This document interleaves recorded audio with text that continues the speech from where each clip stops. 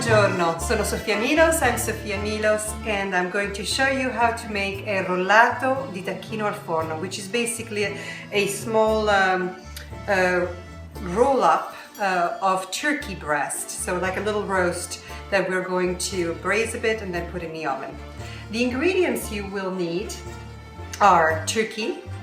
Have the butcher, debone it, and then you can finish pounding it at home. So you'll need a Ziploc.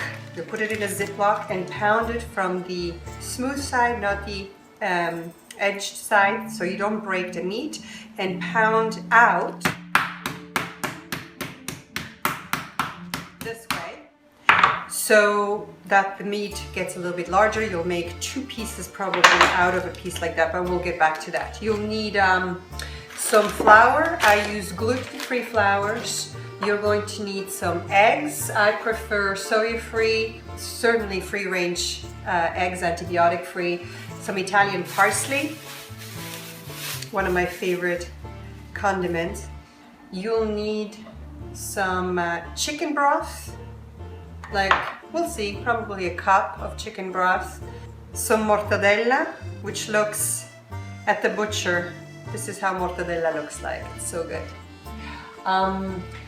You'll need some celery, 1 stalk of celery, a carrot, onion, just a little bit of butter, and I think that's it. So let's get started.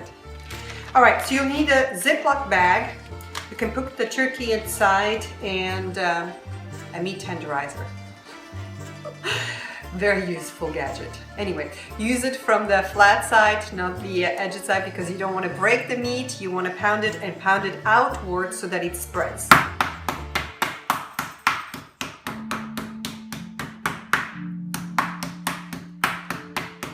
The plastic not only helps keeping this little hammer here, meat tenderizer, clean, but it helps for the meat not to break. It's a great stress reliever, let me tell you. We'll have a nice big piece, and we'll probably cut that in half, because what you'll want to do, I hope you can see that, is you'll want to roll it up. So see, if I roll it up like this, I can pretty much see where I need to cut it, okay?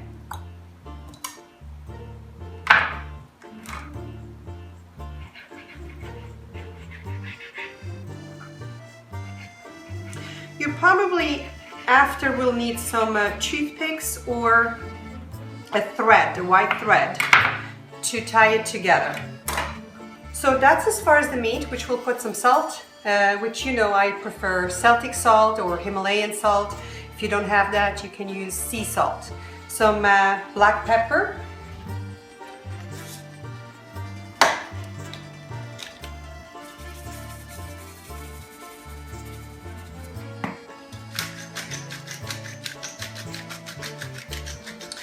Wonderful.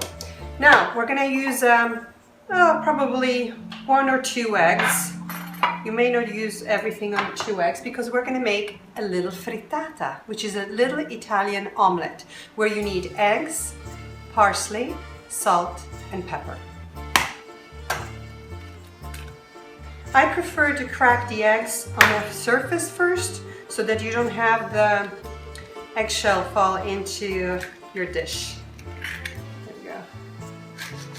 Some pepper,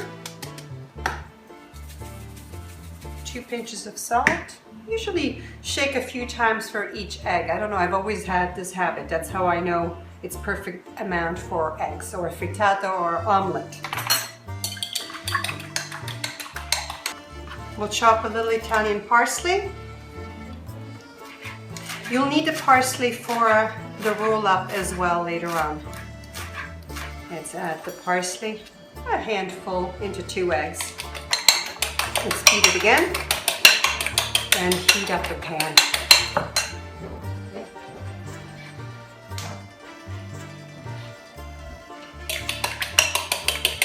Add a little bit of olive oil. I prefer extra virgin, first cold pressed olive oil into the pan. When the oil is hot, we'll add the egg.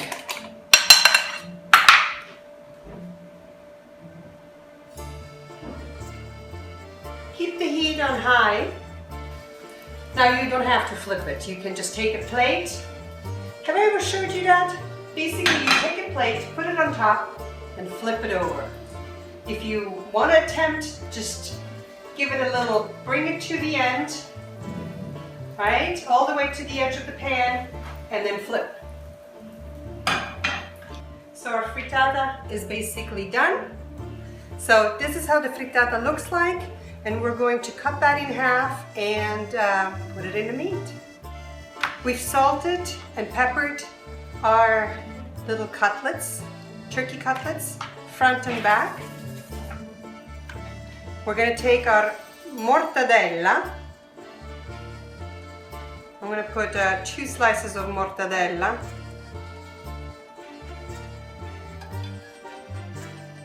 There we go. Meanwhile, I'm heating up my pan and add a little bit of butter, not too much. I'll put a little flour in a plate. I prefer using gluten-free flour just simply because I don't eat gluten, but any flour will do. We'll take a little bit of Italian parsley or flat leaf parsley. A little bit of the spinach, whether fresh or defrosted, chop it really fine. You're not going to put a lot into it because you want to be able to roll up the whole thing. Let's start rolling up from the smaller side.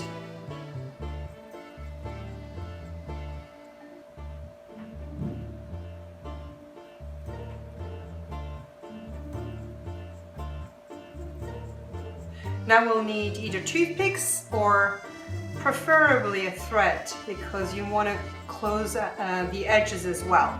So you can do it with a thread or toothpicks.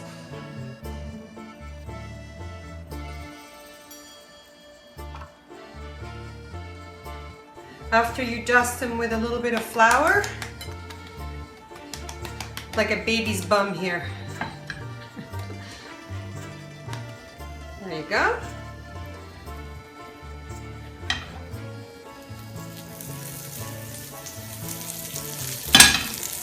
We're going to brown them.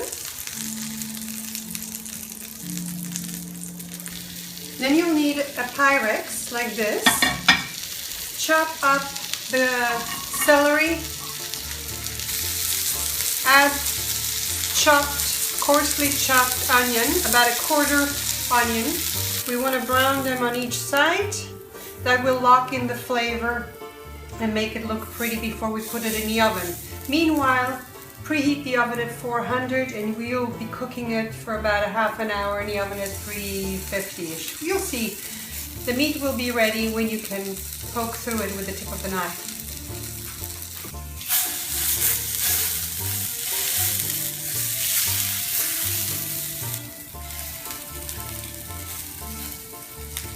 Alright, so you want to place them inside your Pyrex with some chopped carrot, celery, onion, and about a cup of chicken broth. It should be about half covered. I'm going to add a laurel bay as well. You don't have to. And then we'll put it in a preheated oven for about half an hour. For the rest of the spinach, we're going to heat up a little oil, peperoncino, and garlic in a little olive oil.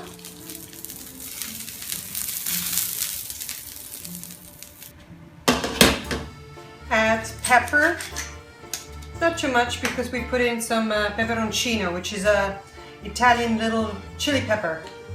Some salt.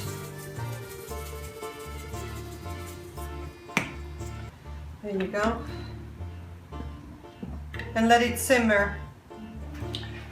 Okay, so after 45 minutes, you can take it out of the oven. And we're going to use the juice and broth now by using a little mini pimmer.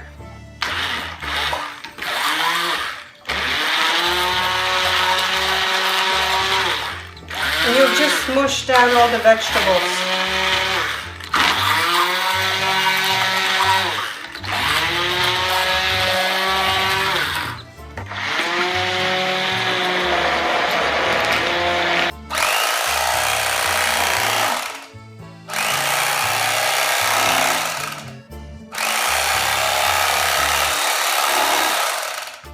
love these knives.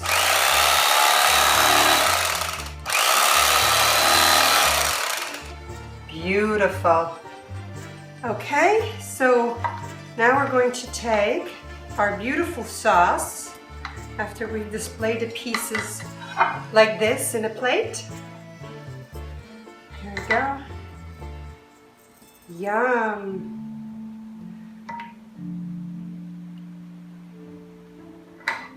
And I'm going to add a little bit of the spinach that I cooked.